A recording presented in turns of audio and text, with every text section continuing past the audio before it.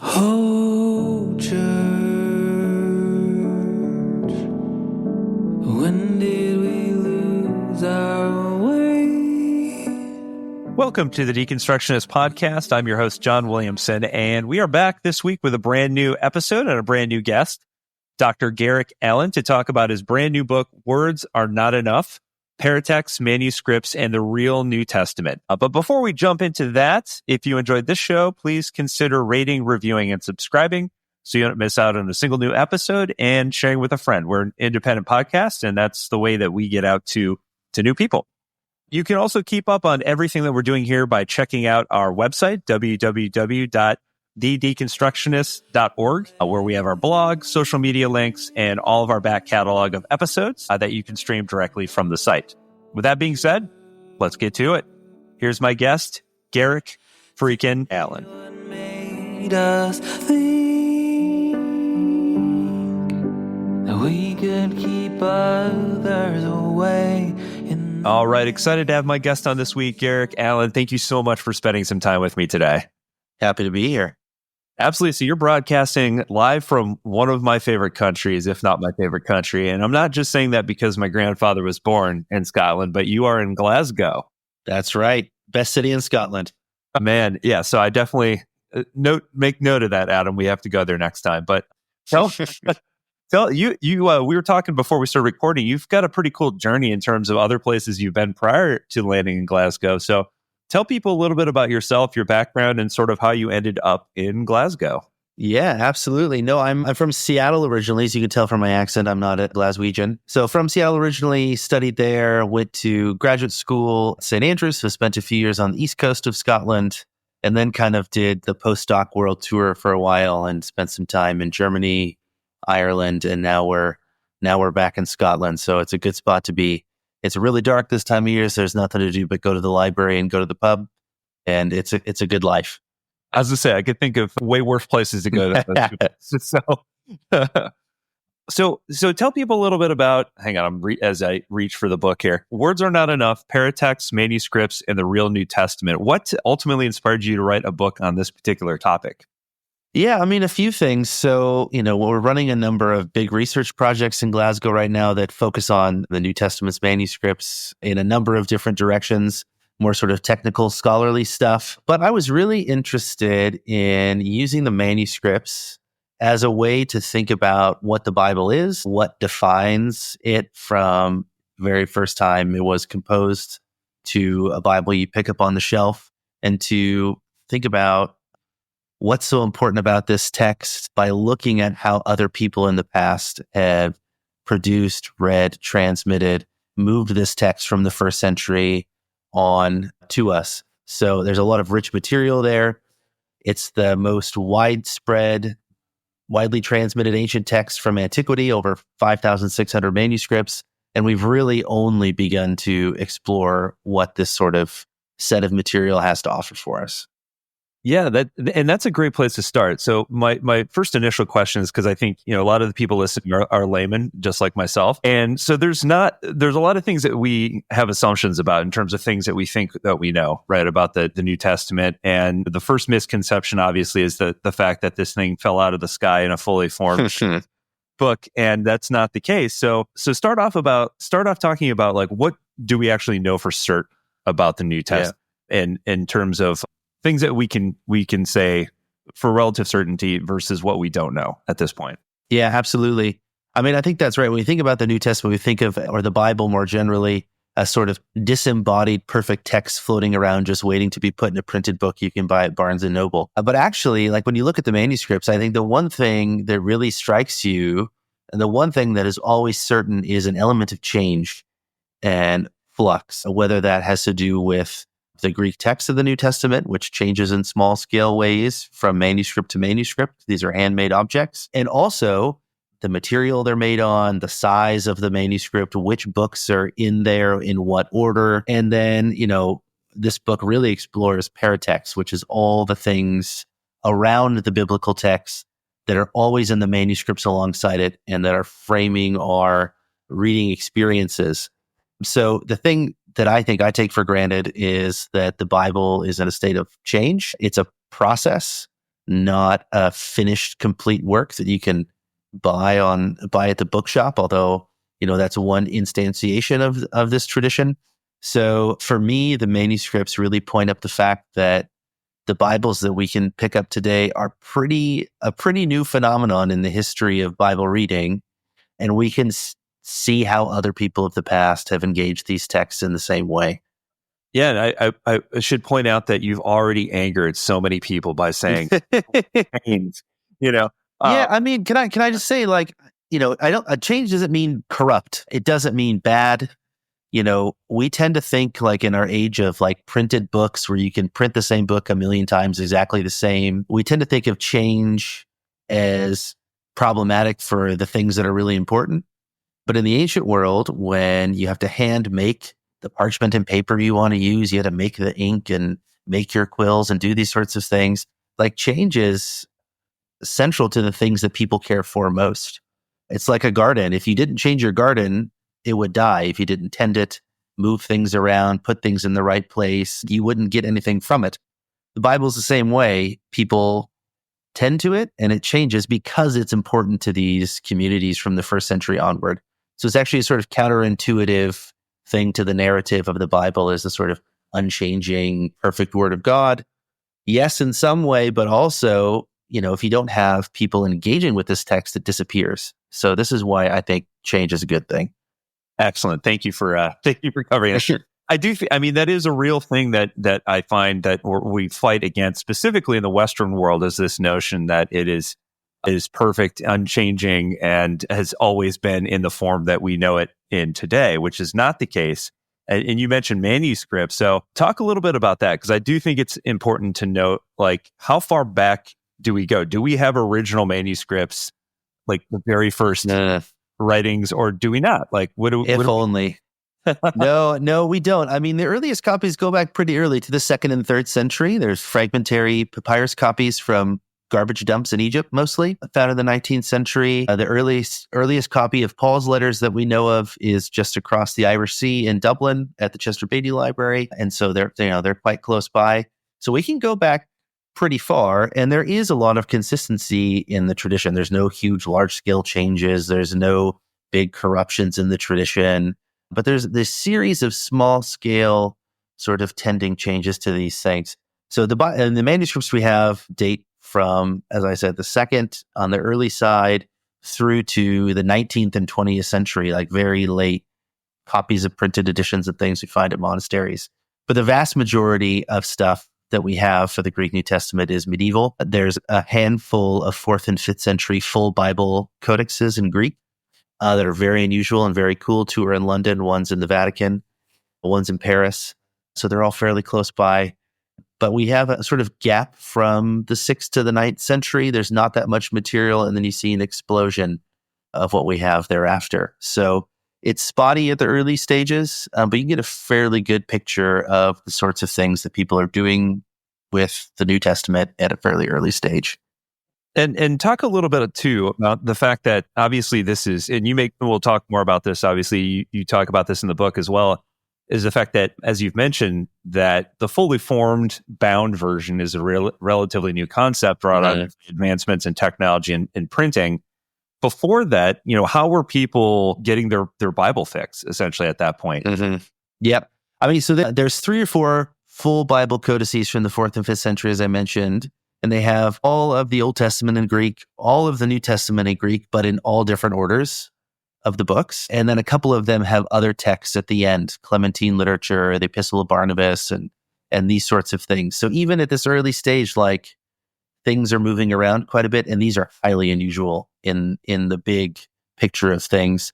But most of the time, people are engaging biblical texts in smaller collections. So there's a lot of gospel books that are just Matthew, Mark, Luke, and John. There's a lot of what we call apostolos manuscripts, which is Acts, the Catholic epistles, and then Paul's letters thereafter. Revelation's kind of it's doing out there doing its own thing. Sometimes with these things, sometimes not, very spotty. But in the Greek tradition, it tends to be these smaller collections. I mean, of the over 5,600 Greek manuscripts we have, only around 50 of them were designed to have all 27 books of the New Testament. And only 3 or 4 of those have them in the order that we would recognize when we picked an English Bible off a bookshelf today. So people are engaging these things in different contexts, doing different things with them, often hearing them in liturgy or in church services, as opposed to sort of private reading of biblical text. That's a very modern phenomenon. So, how you use the Bible, what works it's connected to, what other markings are around the edges of the manuscript and on the front and the back changes how people engage with these things. So, when you look at the manuscripts, you see our modern Bibles are very cool because we kind of have it all there, but they're also very anomalous in some way. Yeah. And talk a little bit about like, what can we learn? What can we take away from the fact that, that stat that you just gave, just in terms of like how these were sort of bunched or grouped together, in terms of the writings. What does that tell us about early Christians and sort of how, how they viewed these sacred texts? Yeah. I mean, I think the earliest Christians who wrote these traditions and the earliest people who collected them and put them into groups, collected Paul's letters into a corpus and gave them titles and did all this stuff and passed them on. I think these texts are hugely important for these communities. The fact that there are so many manuscripts and that they're so diverse, I think speaks to that reality. But it shows that people are continually grappling with what these texts are for, what their import is, what we do with them. The technologies of book production change and enable people to do new things with the biblical texts, to arrange them in new ways, to create cross-references between them. And they actually created very interesting pathways for reading that we don't have in our modern Bibles. So you get glimpses at the things that people are doing, but there's this constant negotiation between this biblical text, which is, I think, central and important and viewed as revelatory and I think an important tradition for almost every Christian community in existence. But people are continually wrestling with these traditions and what to do with them, how to frame the interpretation, how to help people understand them, how to give people a guideline into this really complicated set of texts. Yeah, it is really interesting. Like there are a lot of things you point out throughout the book that, just not things I would have necessarily considered before. Before we get into that, starting at the beginning, you talk about the materiality of the Bible. You say how a book is made says something about its text and what we should do with it. Tell folks what you mean by that. Yeah, I mean, if you go to a bookshop, you can scan the shelves and you can see a cheap paperback, a little paperback book and know, okay, it's probably going to be about $20. I could pick this up. It's not going to be a big monument on my shelf. It's just be something I read. But if you go and pick, spend $100 on a big hardbound, leather-bound family Bible with all the bells and whistles and these things, it's going to be an important artifact in your family. It's going to be something maybe you pass down from generation to generation. It's going to be something you use to remember the key parts of your family's life or whatever. But the way a book is made communicates certain things to us. So, you can spot a dictionary by the notches in the forend of the paper. You can spot, I'm just looking at my bookshelf here, a lexicon by how big it is and the hardback nature and these sorts of things. So the materials tell us something. And the same is true of the manuscripts that you see. If it's really fine parchment and very clear writing and wide margins, it's meant for some sort of monumental purpose, maybe a very wealthy patron or something like this. And then you see these really chicken scratchy, cursive, hard to read scripts on parchment that has a bunch of holes in it, which may just be for a local community or a group of people who are reading these for their own sustenance or whatever. But the manuscripts are really varied, even more than, a modern bookshop. But, the physicality of the book, the way it smells, the way it feels, you can see people's fingerprints on the parchment. You can see candle wax drippings where people have been reading in the evening. You can smell the incense come off some manuscripts that were used in churches. And being in the physical presence of these things really, gets me excited anyway. So, yeah, I mean, the way you describe it, it feels like there's so much character to these versions of the text than sort of the sterile version that's the millionth printed off copy or whatever we get from, like you said, the Barnes and Noble. It feels like there's a lot more character and a lot more lived experience sort of in the text. That's right. Yeah, no, I agree completely. When you view the Bible as either an immaterial, perfect text out there that we can grab somehow, or as just the book that you have in front of you, you lose all of this access to thousands of anonymous people who left the only imprint of their existence on the pages of these books. So you lose this sort of empathetic perspective that you're part of a broader history of people reading, grappling with, engaging these texts for various reasons. Yeah, for sure. So one of the words I want you to define for folks, because we're going to talk a lot about it. Obviously, it's a core theme of the book, is this word paratext. Yeah. Explain to listeners what that is and what that tells manuscripts that make up the New Testament. Yep. Yeah. So, paratexts are, at least to my mind, everything that you find in a book beyond the main text itself. So when you pick up a modern book, it's full of paratexts, all the legal material at the front, the title pages, titles, subtitles, footnotes, page numbers, indices, bibliography, any of these sorts of things that you would see in any sort of book you would pick up today. And the manuscripts have a really rich, diverse set of paratexts attached to each work in different ways that do different things to people as you read. And so these, to begin to describe the vastness of the New Testament's paratextuality in its manuscript is a big lift. But I guess like a good corollary is when you pick up a modern English Bible, full of paratexts, prefaces, tables of contents, page numbers, subtitles, chapter and verse divisions. All of these sorts of things were not written by the authors of these texts. None of these things go back to Matthew, Mark, Luke, John, Paul, or whoever. These are the products of tradition, of usually, but not always, anonymous people who have worked to organize the Bible in some way, to create modes of interpretation that people can engage with, to help people make sense of their sacred texts. So paratexts are everywhere, whether you're looking at manuscripts, printed books, online text, digital texts, whatever. But the manuscripts have a particularly rich tradition that we really don't have access to when we're looking at modern Bibles. So I wanted to explore some of these traditions and to see how it helps us think about what the Bible is and how we can approach it. Yeah, that's such an interesting point that I had not considered before, is just this idea that the very earliest versions of these texts would have been constructed in a very different way, which would have made it more difficult to read. And there was a lot of work over a long period of time by a lot of, as you said, nameless people who kind of put it into more of a digestible form with chapters and verses and stuff like that. So talk a little bit about that. In specific, you talk about this guy named Eusebius of Caesarea. Mm-hmm. And why is his commentary so important in understanding like sort of the modern or like even the early Christian history? Yeah.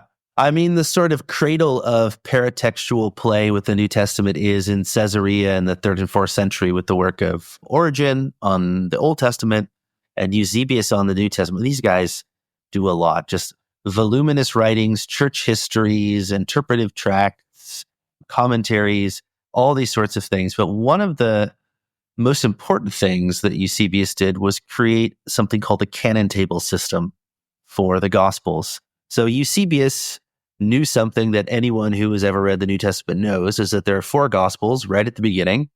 They're all pretty similar, but there's a lot of differences among them too. So this is a problem. So how do you handle this? What Eusebius did is he created, way before the modern chapter and verses that we know existed, the first system that enables you to find your place in the Gospels. So instead of having 24 chapters in Matthew, he had, 200 and some, splitting the text into really small units, doing this for each of the 4 Gospels, and then creating a set of tables at the front of the Gospel book that you could go see where that number had parallels in Matthew or in Mark, Luke, or John, or what have you. Table 1 is instances where Eusebius thinks that all the Gospels have pretty much the same passage.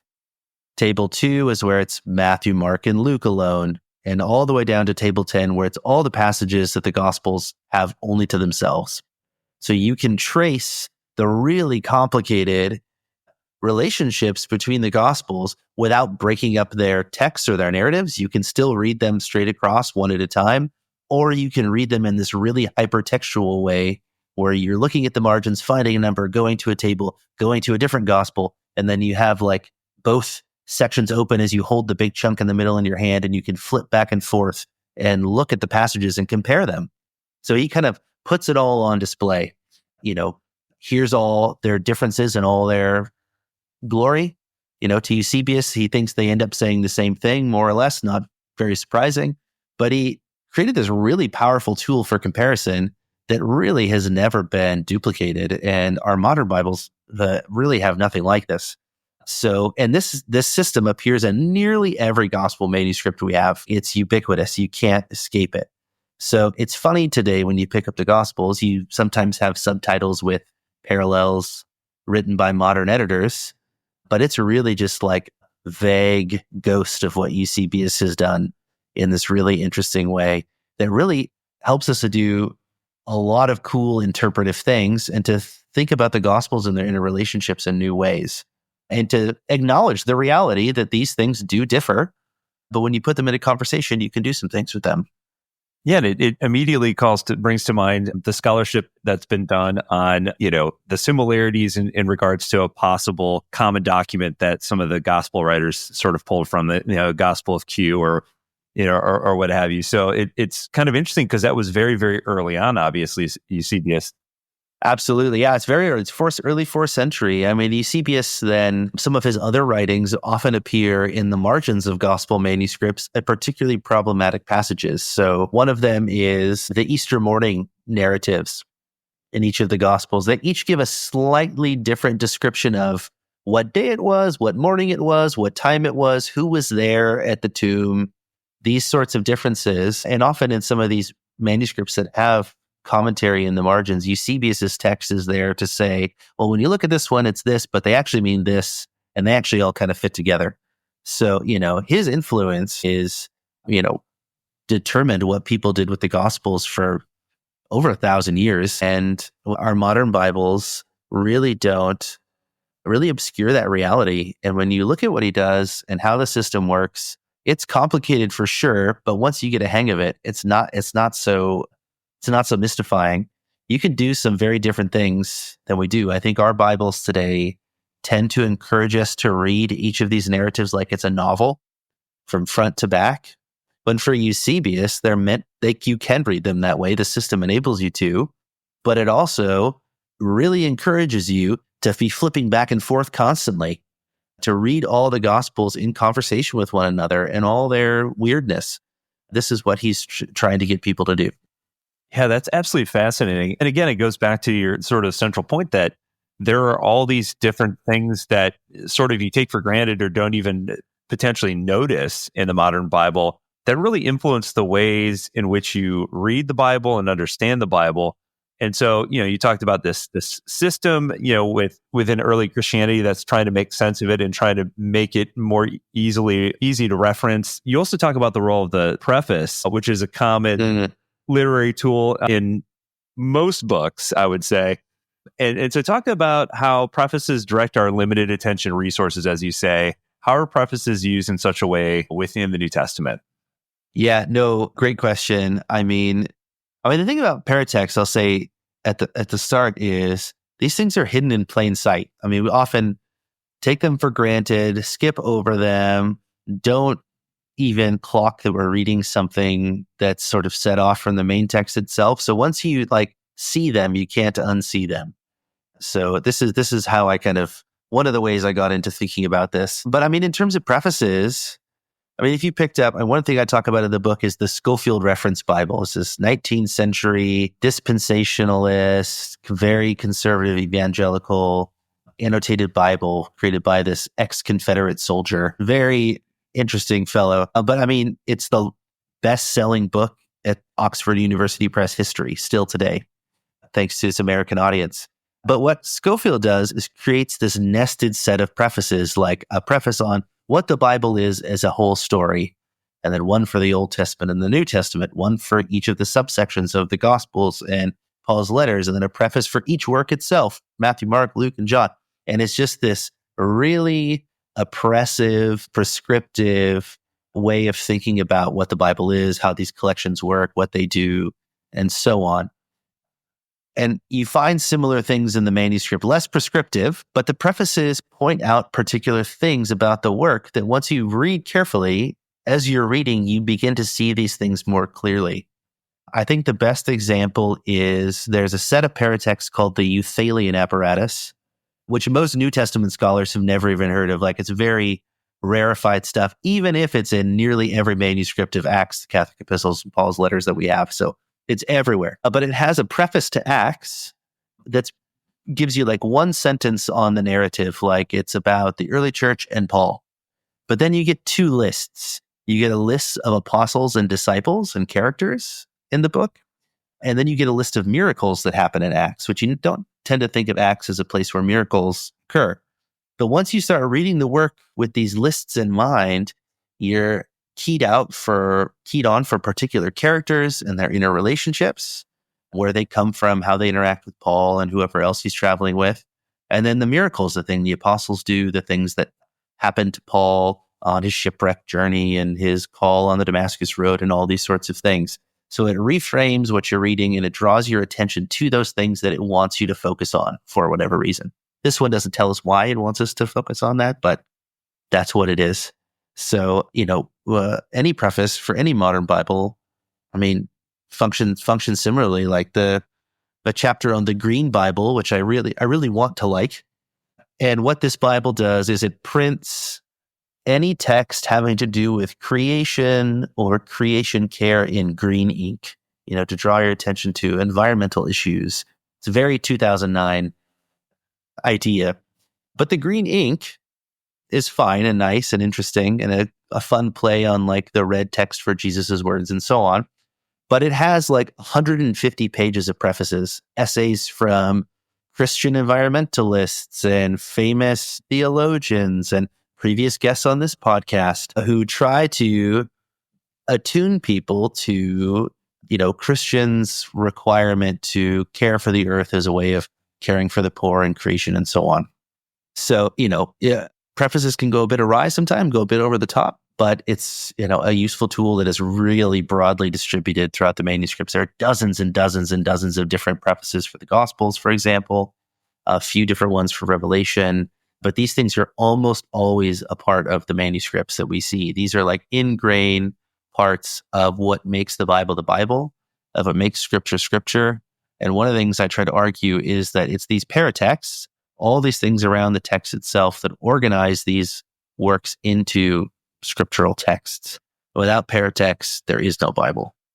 Yeah, I remember that line that's literally in the book. And it's my only good line. It's my only good line. That's not good. There's some great lines in this book. So listeners, go out and grab a copy. But talk about, so on the one hand, we've got the prefaces that kind of set you up, kind of point you in certain directions. There's also the role of prologues as well. Mm-hmm. Yep, absolutely. So there's like a hierarchy of prologues and prefaces. The Greek uses different words for the prologos, so it's a Greek word for sure. But like the Euthalian system, again, for example, was this set of lists and prefaces and prologues to Acts, the Catholic epistles, and Paul's letters. There are prologues, one for Acts, one for the Catholic epistles, and one for Paul's letters. And not surprisingly, the ones for Paul's letters is really long, gives you a lot of detail about the books, who sent them to where, from which place, when Paul was in prison, what the content of each of the books is. And then the Catholic epistles one is like 80% a dedication to a patron and 2 lines on the Catholic epistles. So, the prologues, these ones aren't super exciting, but they do show that even in the ancient world, in late antiquity, in the medieval world, in the Byzantine world, people still gave way more attention to Paul's letters than they do to the Catholic epistles, to poor 1, 2, 3 John, 1, 2 Peter, James and Jude, and to Acts even. The Acts prologue is basically just a summary of what Paul does in the book. So everything is still really oriented toward Paul. So you can still see some of the things that we would, some of the trends in Bible reading that exist today go way back. Like we're part of a much bigger story in this regard. Does he have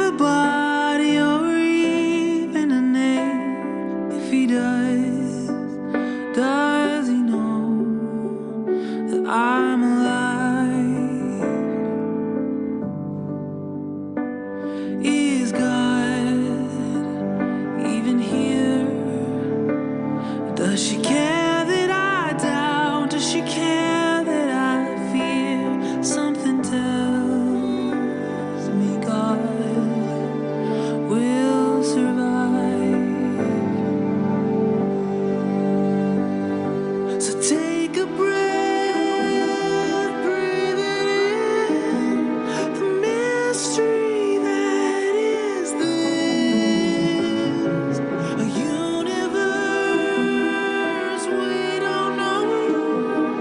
I think the truth is, if God has a face, his face must look like yours.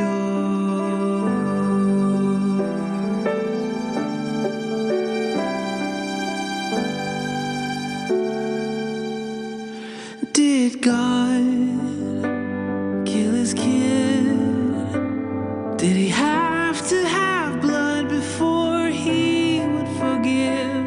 Maybe we made a God that looks like us.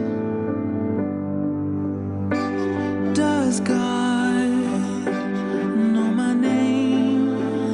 Is the ache in my soul just confined to my brain? Even so, does that mean it's not real? So take a breath, breathe it in, the mystery that is this, a universe we don't know, but I think the truth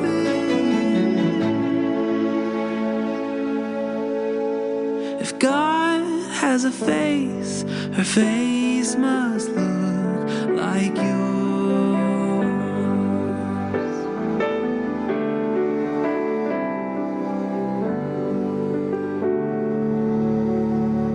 A face like a Tina, an Ahmed or Mildred, a Russ and his husband, Gus and their children. A face like a Kim, a Ted or Tyrone, a Lucy born with an extra chromosome, a Pablo with legs he can't move by himself, a girl born a Daniel who now is Danielle, a Bill H. and Ying, even white guys named Todd. If you have a heartbeat, you are the face of God.